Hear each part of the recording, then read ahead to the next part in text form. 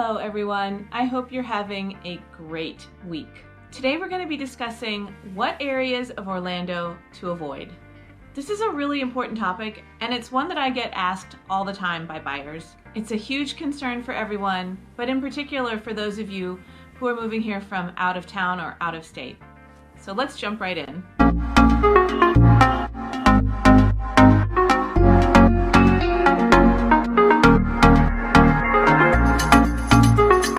Welcome back to my channel. My name's Krista and I've been a realtor here in the Orlando area for 11 years. If you're interested in all things related to real estate, please feel free to click subscribe and click on that bell so you get notified whenever I put up a new video. This week's topic is areas to avoid in Orlando. I'm going to start off by saying that in these 11 years that I've been working in real estate, I've helped people buy or sell homes from New Smyrna Beach to Mineola. And I'd love to say that I know every single area in Central Florida, but I definitely don't. There are literally thousands of subdivisions in Central Florida. I highly doubt that there is any realtor who knows all of them very, very well. And not to discourage you by saying that I can't help you determine if an area is good or bad, but ethically, realtors really can't answer that question for you. For instance, people sometimes request that I only show them houses in good areas. And this gets really dangerously close to something called steering. And steering is when you take a certain person and you only show them certain neighborhoods based on the characteristics of that person and the characteristics of that neighborhood. I'm sure you can see how that slope gets slippery really, really fast. What I want to do in this video is empower you to make the decision and reach the understanding, is this neighborhood good for me? Is this neighborhood good for my family? Ultimately, what I consider good and what you consider good may be two very, very different things. I've had clients who live in infamously, notoriously bad by all definition neighborhoods, and they love it there. When I moved with my family to our current house, well-meaning neighbors in our old neighborhood told us that we would be prisoners in our own house in this new neighborhood, that it was so bad and so full of crime that we would never want to go outside. I am pleased to report that that has not happened. So let's go through some ways that will help you determine if a home that you love is in a neighborhood that is going to suit you. Now, when people ask me, is this a good neighborhood? That can mean a lot of different things. Usually the first thing that comes to mind is this a safe neighborhood? So let's start with safety. If you're doing research from afar and trying to narrow down a big list of homes and you're concerned about safety, of course there are crime maps that you can take a look at. One of my favorites is simply on realtor.com. So you can put in a home's address and it will shade the area in different colors depending on what the crime is. But remember, this is an aggregate. So certain neighborhoods change very quickly. Some can be, very tidy and great, and then 2 blocks away, it's a totally different neighborhood. So just remember, this is sort of an average of that area. More specifically, I encourage people to call the non-emergency line of the local sheriff's department and speak with a patrolling officer.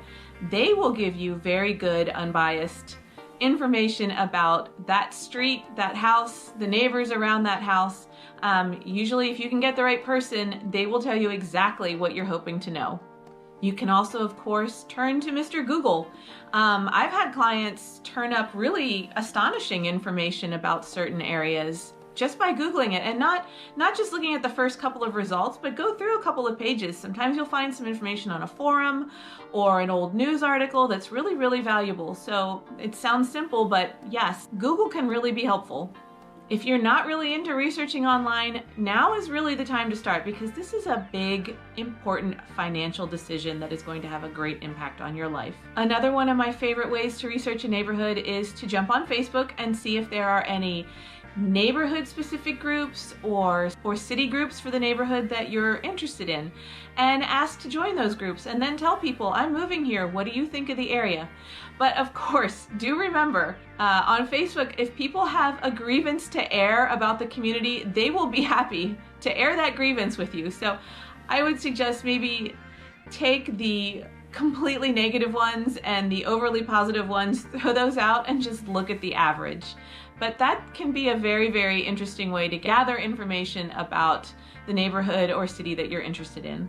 Another factor that buyers sometimes mean when they ask me, is this a good neighborhood, is this a desirable neighborhood? So one of the things I suggest you do to help you determine this is, if you're not local, jump on Google Maps, click on Street View, and then wander around in the area and take a look at things like, are there bars on the windows around this area? Is it near a commercial strip? Does that commercial strip have a lot of pawn shops, bail bonds, things like that, that may make the area less desirable? Check out, are there cars on the grass? Are the houses in general repair, or are they unkempt? This can really tell you if the area is desirable or not. Things that you want to look for that are positive would be things like, is there a library nearby? Is there maybe a community garden? Are there parks?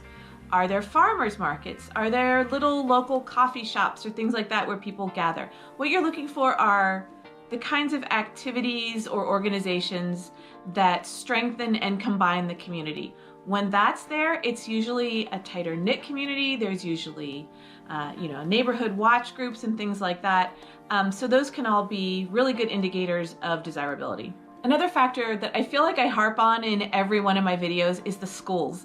But I only talk about this because I care about you and I don't want you to make the wrong decision when you move here. Even if you don't have school-aged kids, research the schools. It's so important. It's going to affect your ability to sell the house down the road. And if you do have kids, this can be a really expensive mistake if you move in and you realize that the schools are not what you were hoping for. Of course, that can still happen, but if you're in an A-rated school district or a B-rated school district, you're much more likely to be happy than if you're in a D or an F-rated school district. If you do buy a home because you've fallen in love with it and it's in a bad school district, and I've had this happen, people end up sending their kids to private schools, which is expensive, or they send them to a charter school or a magnet school, but bus service isn't always available. And that means you're gonna have that potential inconvenience of having to drive your child to school. So please be sure that you are certain that you can live with the school district that your student will be zoned for. Good schools equate with better living conditions and higher desirability. Just don't forget that. It is really, really important. Another factor that's really important is what's going to happen in the future in this community. Development and future development. What direction is this community moving in? It's not just present circumstances that matter.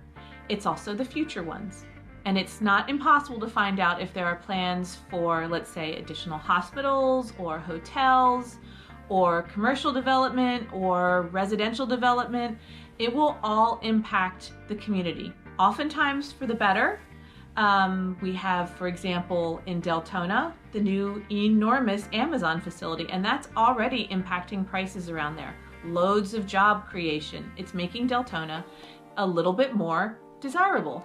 So you'll want to consider if you feel that these additions to the community are going to be helpful.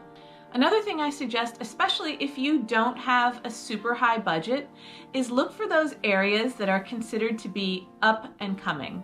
So if you see that a community is really, really working together to try to raise up an area, and if you see the words up and coming associated with this area a lot, I think that that's a great place to target your home search. Not only will you have the ability to have your voice heard as the community develops, you can get involved in different boards and just be involved in the community as it's growing, but you're also going to have tremendous equity in your home. So if you're buying it for a low price because it's not super desirable and it becomes a really desirable area, guess what? That's money you haven't had to do anything to earn.